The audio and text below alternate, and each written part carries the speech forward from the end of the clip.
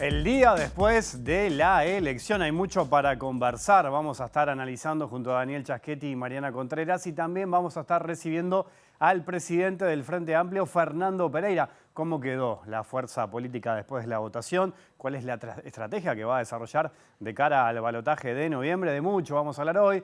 Bienvenidas, bienvenidos. Así comienza el Lado B.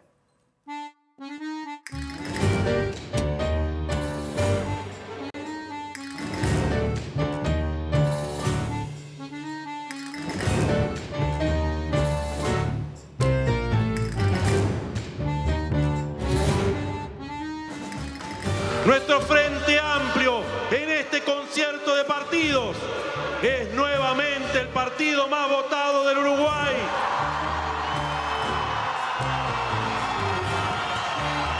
Acá tenemos el Uruguay y acá tenemos el futuro. Somos el partido que más creció en esta elección.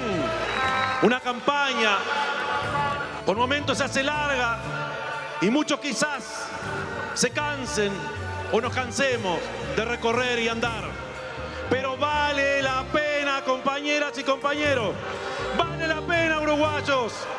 Esta es la cuarta vez que la gente se expresa y la coalición es el proyecto político más votado en el país. En octubre del 2019, en noviembre del 2019, en la LUC, que la gente se expresó y ratificó el rumbo de esta coalición de gobierno. Y hace un rato que nuevamente la gente le dio a esta coalición la mayoría y la responsabilidad de seguir gobernando el Uruguay. En estos 27 días, por ese último esfuerzo, con más ganas que nunca, más de pie que nunca, compañeras y compañeros.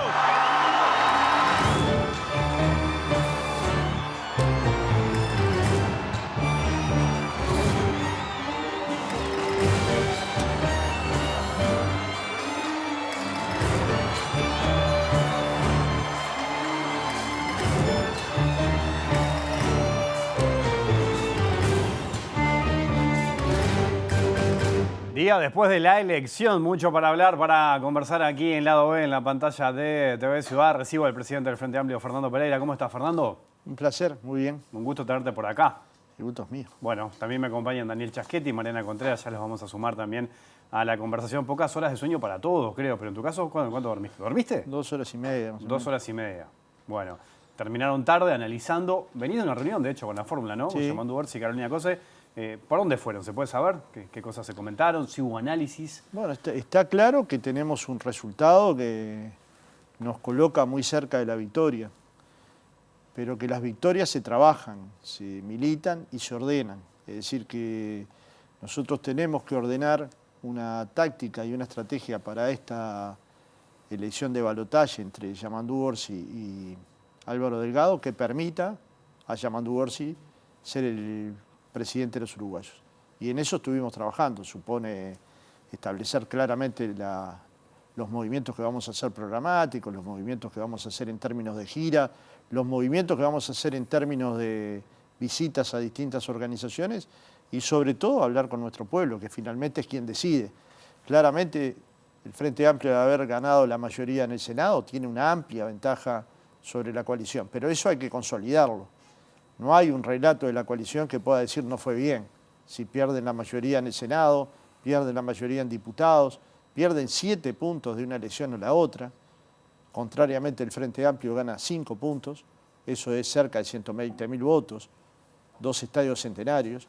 Nos coloca con 48 diputados y a ninguno de los 2 bloques les da la mayoría, con lo cual el Frente Amplio tiene mejores condiciones que gobernar que Álvaro Delgado. Y bueno, Yamandu Orsi además es una persona hipercalificada para llevar un gobierno adelante y estos días que quedan de acá al 24 los vamos a destinar a que nuestro pueblo entienda nuestras propuestas, escuchar las propuestas de nuestro pueblo, escuchar con una escucha atenta y al mismo tiempo hacer propuestas que conmuevan a los uruguayos. Ya en buena medida ha pasado algo histórico en el Uruguay, que un partido de izquierda, luego de una derrota dura como fue la de 2019, logre pararse en menos de 5 años y colocarse 5 puntos por encima de lo que tuvo en la elección 2019. Este es un avance muy importante. ¿A vos te sorprendió la votación del Frente Amplio? Porque allí algunos dirigentes esperaban una votación mayor. ¿Cómo lo viste vos? Bueno, yo estuve siguiendo los datos día por día, tanto los tracking diarios como las encuestas de opinión, y las encuestas nos venían dando 44, 44, 44, 44. Con una proyección que siempre es, la proyección siempre es, los mismos encuestadores lo dicen, los mismos politólogos lo dicen, un problema, podía darnos algún punto más, pero el 44 fue un número constante. Ahora, 44% de los votos, cualquier partido del mundo lo querría tener. Mucho más pensando que hubo 2% en blanco y algún 2 o 3% anulados, es decir, con ese porcentaje llegamos a 48 diputados y a 16 senadores. Es una gran elección para cualquier partido en el mundo y para el Frente Amplio. Y además nos deja parado en un lugar no solo de favorito, sino con la posibilidad de gobernar, porque luego gobernar supone acordar, y claramente Yamandú ha demostrado en estos 20 años de gobierno en la Intendencia de Canelones que es un gran buscador de acuerdos. ¿Pero vos pensás que el Frente Amplio es favorito de cara al balotaje? Yo creo, claro que lo creo.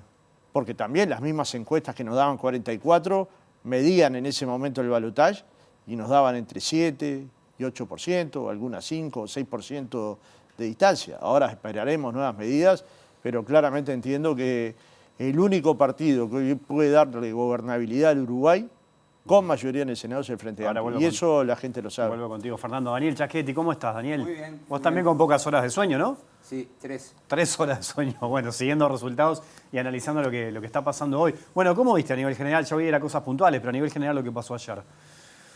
Bueno, hubo dos momentos. Al principio, cuando aparecieron los primeros datos, parecía que el Senado 15 y 15 y la coalición se quedaba con la mayoría de la Cámara, pero pequeños movimientos generaban cambios cualitativos y eso quedó bastante claro 10:30 de la noche y se confirmó a eso de la 1:30 de la mañana. Es decir, el Frente Amplio se quedó con la banca 48, se la quitó al Partido Nacional y se quedó con el senador número 16, o sea, tener mayoría sin tener que esperar el voto de la vicepresidenta, ¿no? Entonces, digamos que sí, está bien lo que dice Fernando, tiene una ventaja inicial en la largada relevante, ¿no?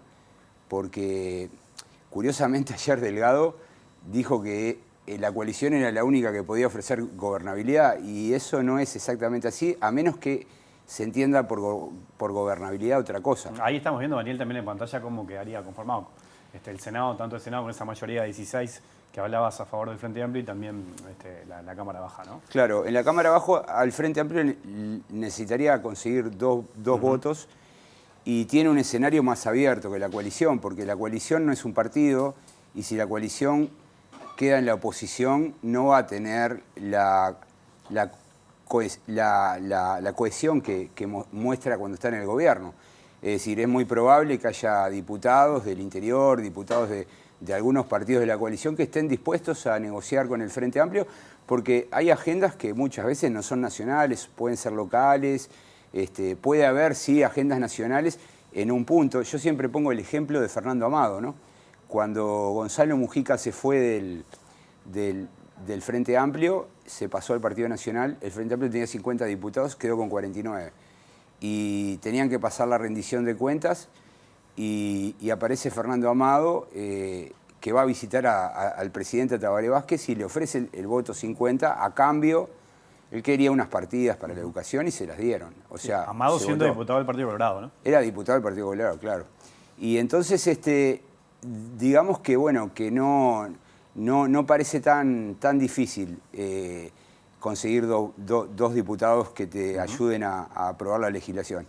En cambio, cuando das vuelta a las cosas, te imaginas ganando Delgado sin el Senado es muy relevante. El Senado designa a los directores de las empresas públicas. Es importante eso, Daniel, perdón que te interrumpa, para que la gente lo tenga claro, ¿no? Desde el punto de vista legislativo, ¿qué significa tener mayoría en el Senado? Por ejemplo, esto que estás diciendo. Claro, porque en realidad, a ver, la Constitución dice que para designar a los directores de las empresas públicas, los consejos descentralizados, tenés que tener 3/5 del voto. Si no lo tenés, 3/5 es como un indicativo para que negocies con la oposición. Si no lo tenés, puedes esperar 60 días y aprobarlo por mayoría de miembros de la Cámara. En ese sentido, digamos que Delgado está muy complicado. Si él gana, por más que tenga la vicepresidenta, va a ser una relación de 16 a 15. Entonces no controla esa Cámara. Además, esa Cámara se va a volver como un obstáculo, ¿no? Porque tiene poder de veto. O sea, cualquier proyecto que viene de diputados puede ser trancado ahí. Entonces yo creo que Delgado, para poder sortear ese problema, tiene que cambiar el marco, ¿no? Ya no es un problema de Frente Amplio contra coalición. Él debería plantearlo en otros términos. Él necesita un acuerdo con el Frente Amplio. Si él quiere efectivamente poder gobernar, tiene que llegar a un entendimiento. Y yo no creo que lo haga ahora porque es un poco reconocer esa debilidad, pero desde el punto de vista del proceso legislativo y de la posibilidad de gobernar, no tiene otra opción. Quiero dejar bien en claro que los presidentes uruguayos no tienen poder de decreto como sí tiene el presidente argentino o brasileño. Digo esto porque en las redes alguno dice, bueno, gobernamos por decreto como lo hizo Lacalle Herrera. Lacalle Herrera no gobernó por decreto, de hecho salió súper frustrado de su presidencia porque varias reformas que él mandó, el Parlamento se las trancó. O sea, el presidente uruguayo para gobernar, si quiere cambiar políticas públicas, si quiere reformar cosas, necesita pasar leyes. Y es muy relevante, por tanto, el Parlamento. Además, el Parlamento tiene la capacidad de llamar a sala a los ministros y los puede censurar. Ese es otro punto, ¿no? Es decir, si hay una Cámara que vos no controlás y la controla la oposición, bueno, es un riesgo siempre grande de que te traigan a un ministro y bueno, lo presionen e inclusive lo pueden llegar a censurar y ahí se genera toda una situación complicada, ¿no? Entonces, digamos que hay, desde el punto de vista de la perspectiva del gobierno, como que el Frente Amplio tiene una ventaja relevante, la logró anoche, y yo creo que me da la impresión que Pereira se acaba, mejor dicho, como que la acaba de reconocer, porque en el discurso de Orsi no estuvo presente este aspecto. Es como que todavía, cuando Orsi hace el discurso, como que todavía no estaba confirmado, o si estaba confirmado, prefirieron no hacerlo. Pero es un argumento de mucho peso, ¿no? Tomo esas dos cosas, Fernando, que dice Daniel. Primero, ¿esa será la clave? ¿Es la llave de la campaña? ¿Jugar con eso de cara al balotaje con la mayoría del Senado? Es una de las llaves y las otras son mostrar con claridad los proyectos de país. Y hay diferencias entre el proyecto de país de Álvaro Delgado y el proyecto de país que encabeza Yamandu Orsi. De alguna manera ha quedado claro en la campaña y nosotros hemos sido especialmente activos en mostrar, en primer lugar, las bases programáticas del Frente Amplio, el programa del Frente Amplio que está colgado en la web desde marzo de este año, es decir, hace 7 meses que está colgado. En segundo lugar, cuando se escogieron 48 medidas concretas que fueron presentadas en la Plaza de Toros, que tenían que ver con el cuidado, con la seguridad pública, con la educación, con la investigación, con el desarrollo, con el crecimiento. Y ahí hay un conjunto de aspectos que pueden jugar a favor del Frente Amplio, porque el Frente Amplio es creíble en términos de cambio. El Frente Amplio hizo cambios estructurales muy grandes en Uruguay, probablemente como no se hayan hecho en toda América Latina. Una reforma laboral muy profunda que atendió la sindicalización policial, el trabajo doméstico, el trabajo rural, las 8 horas de los trabajadores rurales, la ley de negociación colectiva, que atendió el cambio de la matriz productiva con una central de ciclo combinado, con la energía eólica, con la energía solar, que le permitió al Uruguay tener sostenibilidad en términos energéticos, una matriz tributaria que de alguna manera hace que quien gana más pague más, pero también que quien tiene más pague más y se pueda distribuir de mejor manera el crecimiento nacional, un sistema nacional integrado de salud que permitió que 700.000 uruguayos que se atendían en la salud privada y pública pasaran a 2.700.000 uruguayos con un fondo nacional para sustentarlo, es decir, con un fondo que sustenta la salud privada y la salud pública. Se generaron las condiciones para que cada niño tuviera una computadora y achicar al mínimo la brecha digital, construir el Plan Ceibal.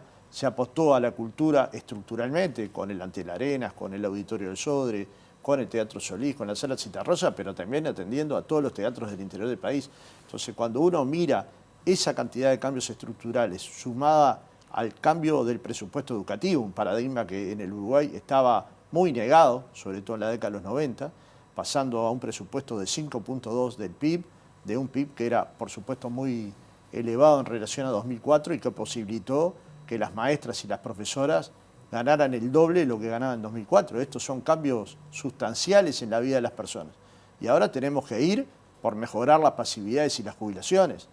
Ahora tenemos que ir por un diálogo de la seguridad social, porque ayer hubo una señal que hay una cantidad enorme de uruguayos, 1 millón, un poco más de 1 millón, que quieren conversar del tema de la seguridad social, y el Frente Amplio lo había planteado antes, que quería tener un gran diálogo social que abarcara toda la protección social para intentar entre trabajadores, jubilados, pensionistas, empresarios, partidos políticos, organizaciones internacionales como la OIT y otras, la posibilidad de pensar el corto, el mediano y el largo plazo de una protección social que cada vez es más compleja, que tiene diversidad de problemas como los cambios en el mundo del trabajo, el ingreso de nuevas tecnologías, la formación permanente, jornadas laborales más acotadas, informalismo, de alguna manera las personas que emprenden y que no siempre llegan luego a tener una protección.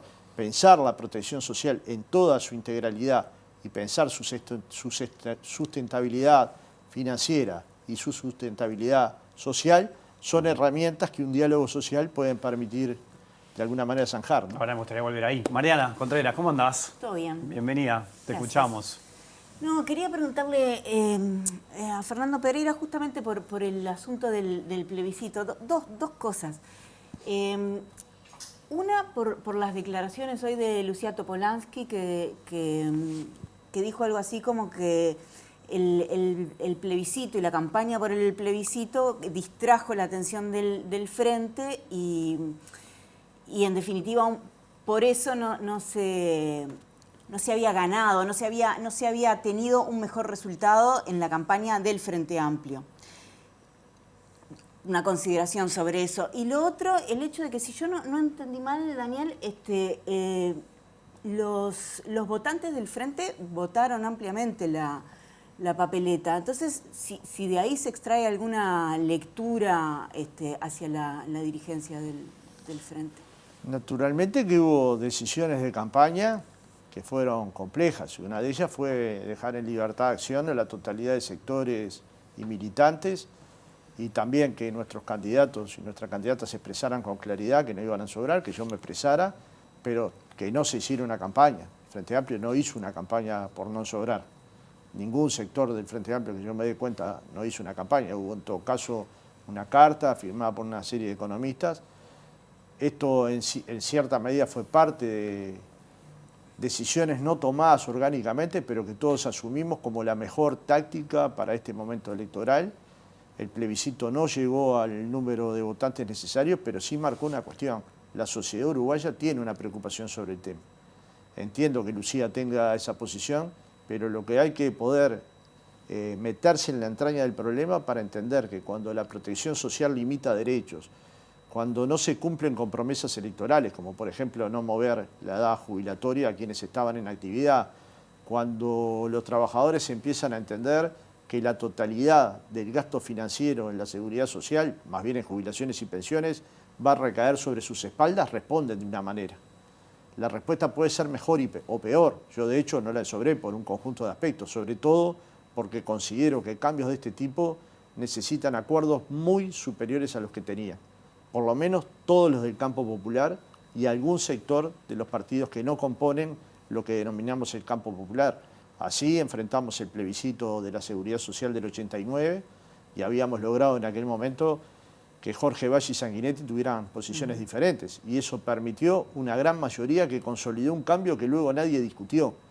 Cambios de este tipo requieren ese volumen de acuerdos, como después lo tuvo la reforma del 94, que de alguna manera impedía que tanto en la rendición de cuentas como en las leyes de presupuestos se incluyeran artículos vinculados a la seguridad social, porque por esa vía se incluía un articulado que modificaba reglas de juego, ni más ni menos que de la seguridad social.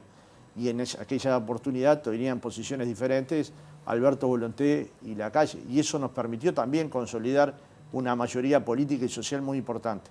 Este plebiscito no la tuvo, lo que no quiere decir que la gente no haya militado con muchas ganas esta causa. Y yo los entiendo, porque se sintieron que la ley 20.130 los afectó. El Frente Amplio tiene que ser claro con los trabajadores y con los jubilados y con los empresarios de que quiere una transformación de la seguridad social, de que en su programa está cómo discutirla y que va a esperar las posiciones de las organizaciones sociales para discutir con todas ellas e intentar los mayores acuerdos. Si logramos amplios acuerdos, seguramente, como en la reforma de 2008, van a quedar consolidados como derechos, pero también como una forma de construir políticas de protección social. Ahora, tomando esto que preguntaba Mariana, Fernando, ¿no? ¿Dejó heridas el resultado y el plebiscito, la campaña en la interna del Frente Amplio? Bueno, yo creo que no, pero no mido las heridas de todo el mundo. Creo que en un país de hombres y mujeres libres, en la medida de que todos nos expresemos con racionalidad, sin agresividad, el otro puede entender que yo tengo una posición diferente, le podrá gustar más o no. Yo vengo de esa casa, conozco a mis compañeros, conozco la buena fe que tenían o que tienen y los valoro mucho. Sé que los trabajadores han aportado mucho a la construcción colectiva del Uruguay. Y en este tema tuve una diferencia y la expresé cuidadosamente, pero la expresé. Pero no dejo de reconocer que un jubilado debería ganar como mínimo un salario mínimo nacional y que hay que buscar en el gobierno del Frente Amplio que aumenten las jubilaciones y las pensiones mínimas. Y ahí habría ya un punto de acuerdo. No dejo de pensar que hay que discutir la edad jubilatoria. De hecho, eso está en el plan de gobierno. No dejo de pensar que hay que ver el lucro de la SAFAP, si se está efectivamente cobrando las tasas racionales o no en el Uruguay. Y eso es parte de un diálogo que nos debe abarcar a todos. Ahora tenemos una posibilidad, porque no te olvides que el propio programa del Frente Amplio dice que va a discutir en diálogo social con el marco constitucional vigente. O sea, a partir de esta ley 20.130. Y esto demuestra las certezas que puede dar un partido que respeta a la gente, que respeta las decisiones populares y que respeta la democracia directa. Bueno, ahí tenemos en pantalla los datos oficiales de la Corte a propósito de las dos iniciativas que no salieron, ¿no? La de la reforma de seguridad social y también la de allanamientos nocturnos en hogares. Daniel, pensando en el balotaje, ¿no? Sí. ¿Qué escenario imaginás? ¿Cómo los ves parados a los dos, a las dos fórmulas? Yo hoy te decía que la tarea de Delgado es más grande que la de Orsi, porque el balotaje es un sistema en el cual básicamente se le pregunta en segunda vuelta a los que votaron a los perdedores cuál es su segunda preferencia. Entonces, ahí vamos a ver cuál es la segunda preferencia de los colorados, de los cabildantes, del PI. Es un arco bastante grande, ¿no? En Uruguay los electorados no se mueven mecánicamente, ¿no? Tal vez lo único que se pueda mover mecánicamente es que la gente que votó ayer a Delgado y a Orsi la va a volver a votar el 27 de noviembre. El resto está ahí para ir a buscarlo, ¿no? La sensación, el sentimiento de coalición, que es como un argumento que yo he escuchado, es importante para atraer los votos a Delgado, pero todavía no está tan ampliamente desarrollado ni internalizado. Yo descuento claramente que va a haber un montón de votantes colorados y de Cabildo y del Partido Independiente que van a ir hacia Delgado, pero estoy muy seguro que no van a ser todos. Eso siempre ha ocurrido en las segundas vueltas.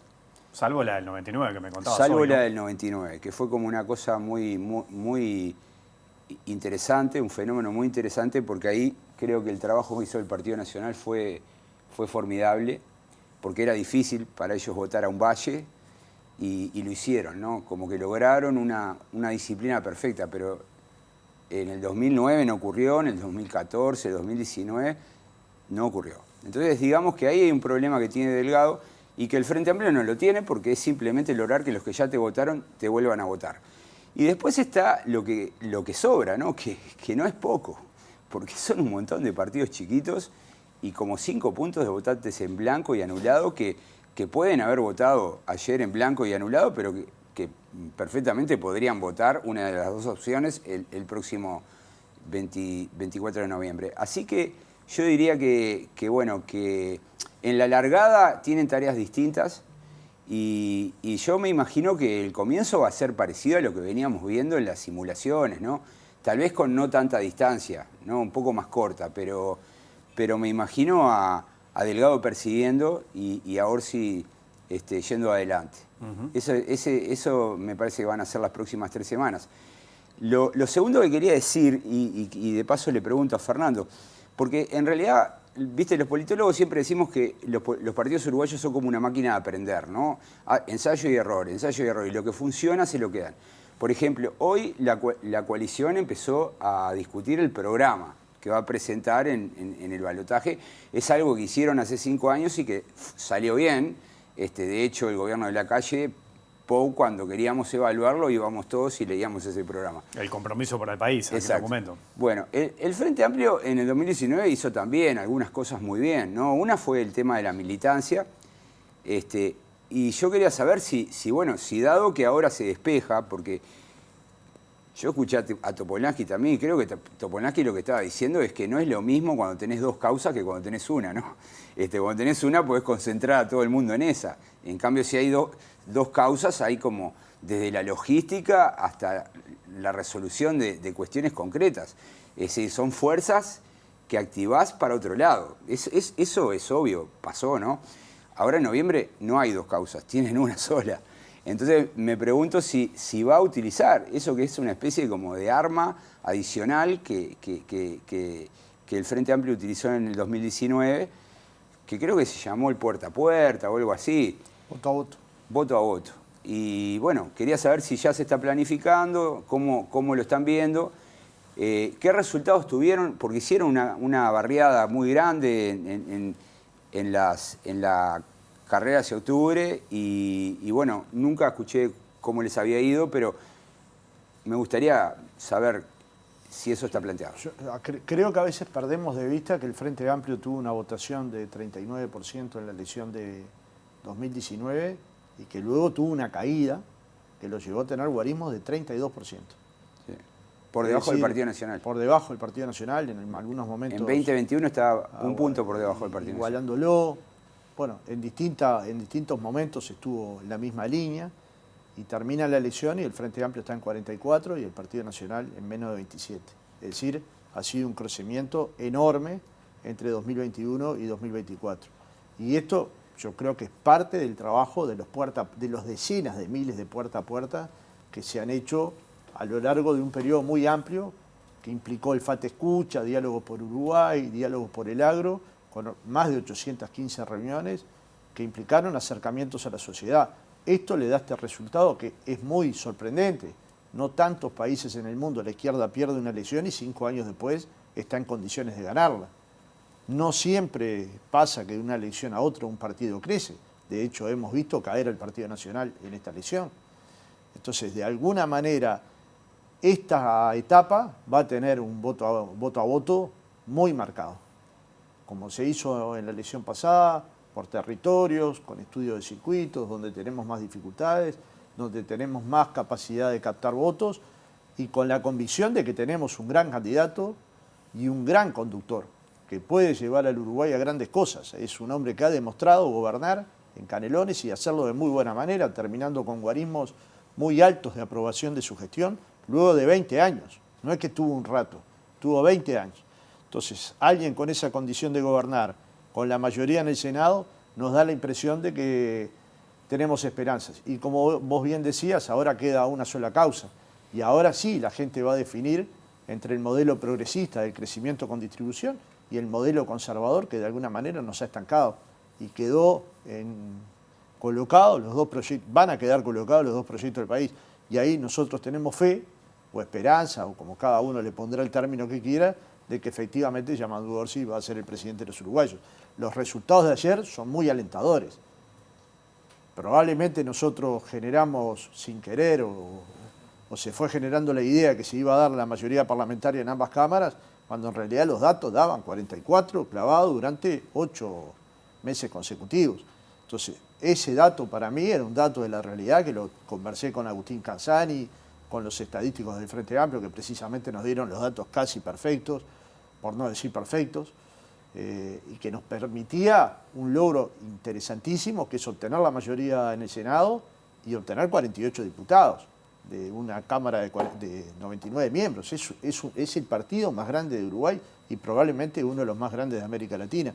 Y eso claramente también nos coloca una gran responsabilidad, que es llegar al gobierno y cambiar la vida de la gente. Y yo creo que hay esa expectativa, empieza a haber esa expectativa. Y también entender a los movimientos sociales, a su independencia, porque en otras partes del mundo eso no se entiende, porque los movimientos sociales o sindicales tienen un real atado con el partido. Acá en el Uruguay no hay. Imagínense que la decisión del plebiscito del PIT-CNT no pasó por ningún ámbito del Frente Amplio. Lo resolvieron, les pareció que era el mejor camino, tomaron su decisión y el Frente Amplio tuvo que tomar la suya. Y eso, en buena medida, también es bueno para el sistema democrático, tener organizaciones que sean capaces de demandar, no solo sindicales, sino sociales, organizaciones vinculadas a la producción, a las empresas, al ambiente. De alguna manera, si el Frente Amplio tiene reuniones con estas organizaciones, puede llegar a acuerdos más allá incluso de los acuerdos que se puedan llegar en el Parlamento, que son muy importantes y que son logrables teniendo 48 legisladores en la Cámara de Diputados. Mariana, te escuchamos de vuelta. Te quería preguntar si habías leído en realidad la semana pasada, Gerardo Caetano dijo en Brecha una cosa bastante provocadora, que era que un mal gobierno del Frente Amplio, un posible gobierno, y si fuese un mal gobierno, podría desembocar en un siguiente gobierno de una derecha dura, dijo él. Si lo habías leído y que Sí, lo leí. porque es bastante provocador, me pareció, ¿no? Bueno, él es bastante provocador y a mí me parece que es interesante que la vida política del Uruguay, quienes analizan la vida política, aquellos que tienen la posibilidad de comentar en foros o en radios o en cualquier programa periodístico, puedan provocarnos a discutir. Yo creo que los gobiernos del Frente Amplio cambiaron al Uruguay. En cierta medida mi intervención anterior fue para mostrar los cambios estructurales. Si fuéramos a los cambios específicos, no me darían 4 programas. Es decir, que yo confío en un gran gobierno del Frente Amplio y por lo tanto esa hipótesis que planteó Caetano, que es muy interesante, espero no tener que vivirla. Hoy que hablábamos de cuando Daniela analizaba la proyección del balotaje, ¿no?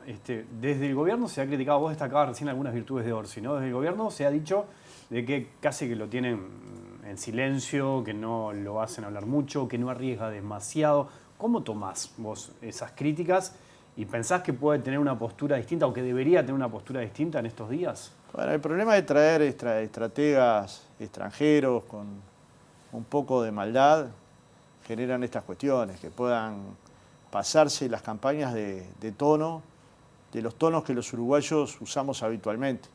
Ayer votamos más de 2 millones de uruguayos y no hubo ni un solo incidente, porque nuestras campañas electorales respetan mucho lo que el elector quiera y todos aceptamos el resultado de la Corte Electoral. No precisamos más nada que se publiquen los datos. Pero vos me estás queriendo decir que ahora vamos a tener campaña sucia en este noviembre. Yo lo que digo es que hubo campaña sucia. Y la campaña sucia le pegó a nuestro candidato, Yamandú Orsi, y se la pegó una dirigente del Partido Nacional que tenía una agrupación registrada y un número de lista, Romina Papazo, que hoy está detenida. Pero lo que quiero decir es que a veces me da la impresión de que determinadas estrategias de campaña terminan intentando limar a un candidato, intentando gastarlo. Si Yamandú Orsi visitó 150 localidades diferentes, ¿cómo puede ser un candidato escondido? Si atendió a todos los medios del interior, incluyendo la prensa nacional que iba a esas entrevistas, ¿cómo se puede decir que había un candidato escondido? Lo que pasa es que algunos medios solo no estás escondidos si vas a esos programas. Y esa no es la realidad. La realidad es que hay muchas formas de comunicar y claramente el Frente Amplio encontró una, porque si hubiera comunicado tan mal, no hubieras logrado ser el partido más votado de la elección con 44%. Entonces, lejos de estar escondido, estuvo en una estrategia de campaña acertada desde mi punto de vista, que era ir localidad por localidad, conversando con vecinos y vecinas, haciendo actos políticos, pero también conversando con la prensa local. Y eso es parte de lo que hay que hacer siempre. Nosotros, el otro día hablaba con un periodista de Florida, que me decía que yo lo atendía, y yo le digo, yo sé que cuando me comunico con esa radio de Florida, Rubén Mario se llama, yo me comunico con los habitantes que viven en Florida, porque a esa hora de la mañana escuchan el programa de la radio de Florida, ese u otro.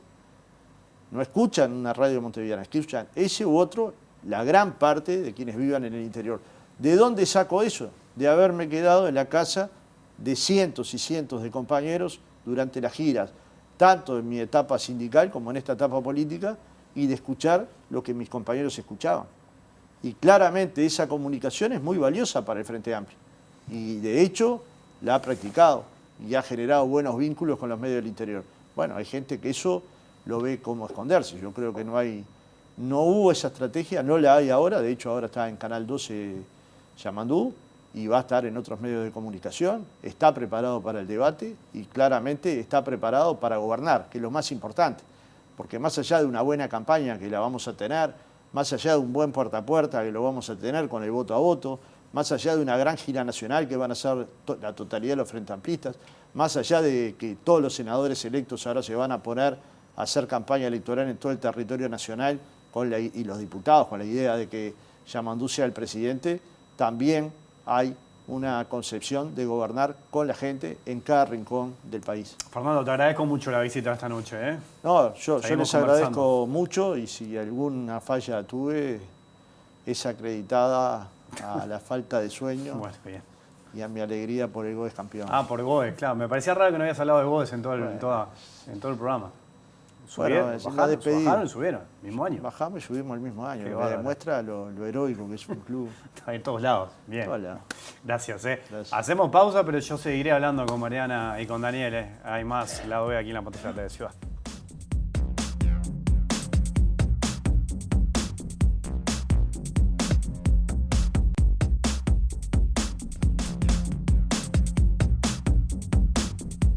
Seguimos en vivo aquí en Lado B, en la pantalla de TV Ciudad. Sigo conversando con Mariana y también con Daniel. Hay muchos aspectos para conversar, ¿no? De este domingo. Por ejemplo, recién en la pausa Mariana planteaba lo del voto en blanco, el voto anulado. Vos agregabas, Daniel, de este fenómeno de Salle, ¿no? Sí. Que se va a meter en el Parlamento. ¿Cómo analizás todo esto? ¿Tiene algún punto de conexión? Con el voto en blanco y anulado, sí, es como, a ver, el voto en blanco y anulado puede interpretarse de muchas maneras, ¿no? Históricamente el voto en blanco y anulado era bajo, entre 2 y 3 puntos. Hace 2 elecciones pasó la barrera del 3. En el 2019 había estado en 3,6, pero en esta elección va a terminar muy cerquita del 5%, ¿no? Es un salto grande. Yo creo que ahí puede, por un lado podría hipotetizarse, porque en realidad no tenemos forma de probarlo, hay que investigar, pero podríamos pensar de que hay gente que no quedó satisfecha con la oferta y decidió votar en blanco. Y tal vez eso sea producto de la campaña tan pobre que tuvimos, ¿no? Una campaña poco programática. Yo creo que el único tema que se discutió relativamente bien fue el de la seguridad social, el del plebiscito, ¿no? Pero después no hubo otros grandes temas, ¿no? Que uno dijera, bueno, esta es la idea fuerza del Partido Nacional, esta es la del Frente Amplio. Curiosamente, el que sí puso idea fuerzas con medidas que uno podría considerar en términos comparativos con otras campañas, ideas menores, pero no por ello menos relevante, fue Ojeda, ¿no? Ojeda colocó ahí la salud mental, el bienestar animal, que eran temas que históricamente no entraban. Entonces, capaz que ahí en el voto en blanco tenés como una suerte de molestia, ¿no? Por el tipo de campaña que tuvimos. En el voto anulado ya es un voto más refractario, ¿no? Como que anula porque no tiene buena opinión de ninguno de los partidos. Entonces yo diría que el voto anulado habría que unirlo a esta canalización que está haciendo Salle de todo un público que está muy... Yo creo que los votantes de Salle están enojados,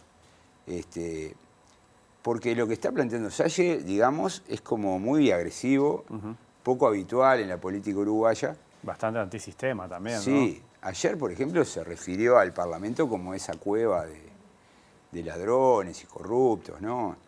Creo que Salle está perdiendo de vista que cuando él habla así del Parlamento no está agrediendo a los políticos solamente, sino también a todos los uruguayos, que son los que votan a los políticos y que tienen una buena opinión sobre la democracia, ¿no? Entonces digamos que ahí hay como un enojo que se unió la oferta y la demanda, ¿no? Y como que Salle está canalizando esa molestia. Uno podría decir, bueno, al final de cuentas sumás anulados y el voto a Salle y andan en el 5%. No es mucho. Y yo digo, sí, no es mucho, pero hay que atenderlo. Hay que tratar de entender las verdaderas causas de esa molestia, de ese enojo. Yo creo que en ese sentido los partidos tienen que ser más cuidadosos y entender por qué se produce este retiro de confianza. Es una proporción pequeña, pero está retirando la confianza. Y eso yo creo que es como nuevo, no había estado en otras elecciones, y bueno, es algo que a mí me preocupa. Mariana. Sí, esto a mí también me da mucha curiosidad saber quiénes son, porque sabiendo quiénes son y lo que piensan, vos detectás la medida del enojo, ¿no? Si es que es el enojo lo que los motiva. Y a mí me parece que es un dato que hay que monitorear siempre, ¿no? Porque ahora es chiquito, pero viste que chiquito, más chiquito, más chiquito, va creciendo. Y después hay otra cosa que Daniel decía y que además hemos dicho pila de veces acá y que es como lo que ha dicho todo el mundo, esto de que no se lograron imponer temas. Entonces que a mí me quedó como repiqueteando una conversación que tuve con alguien que participó de la campaña del Frente, que estuvo en el interior y que por supuesto me estaba dando una impresión personal, ¿no? Pero esas cosas que te guardás en el bolsillo porque decís, ah, mira. Y era que esta persona tenía la expectativa de que el Frente iba a votar bien en el interior. Y que le sorprendía la recepción que estaba viendo del Frente en el interior y que los temas que le planteaban la gente no tenían tanto que ver con la seguridad, sino que eran otros temas, ¿no? Vivienda, salud mental, o sea, que había un interés y una preocupación por las personas por esos temas. Y me lo guardé y hoy cuando veía el mapa del Uruguay y los resultados, ¿no? Ver cómo el Frente Amplio conquistó un montón de departamentos. Sí, de hecho creció en casi todos los departamentos. Salió en muchos primeros e incluso en algunos donde, y si bien yo sé que no se puede traspasar lo municipal, lo departamental y lo nacional, creció en muchos donde la intendencia está en manos de los blancos. Y esa es una cosa que también me despertó la curiosidad. Bueno, ahí estamos viendo justo el mapa de cómo quedó, ¿no? Con el triunfo del Frente Amplio en los 12 departamentos, Rivera que sigue siendo Colorado y el resto del Partido Nacional. Hay dos, Colonia y Tacuarembó, donde nunca había... Claro, es cierto. Sí. Y después hay una votación extraordinaria en La Valleja. Sí. No ganó por muy poquito, nunca había ocurrido. Entonces, digamos que, bueno, que ahí hay como unos fenómenos también novedosos. Para analizar. Bueno, nos quedaron muchas cosas para analizar. Por ejemplo, bueno, quedaron fuera del Parlamento Manini, Sartori. Manini, más allá que ayer estuvo arriba del escenario, estaba con una cara muy seria, ¿no? Una autocrítica muy fuerte en su discurso, votó muy mal Cabildo Abierto. Partido Independiente Mieres no logra entrar al Senado. Hay un montón de elementos que vale la pena comentar después. Y las mujeres. Bueno, las mujeres del Senado sumó una, pero sigue siendo muy baja la participación femenina en el Parlamento. Está sostenida por la cuota de paridad del Frente Amplio. Sí. Exactamente. Si no, sería vergonzoso. Sí, y si después queda también analizar la interna de cada uno de los partidos, que después les propongo en la semana, Daniel, Mariana, conversar. Viste que Heber, el decano de los legisladores, salvó la banca, ¿no? Entonces es el único que entra ahí, ¿no? Por ese sector. Claro, pero viste como hay un sector, por más golpeado, tiene estructura, alinea... Y mucho apoyo económico también, ¿no? Alinea el juego, activa recursos, en este caso militantes y dinero, y consiguió el objetivo, ¿no? Bueno, entonces, lo hablamos en la semana, con ese resultado. Lo hablamos en la semana, cómo quedan los partidos también en la interna. Nos vamos, volvemos mañana. Gracias. Que pasen bien, chau.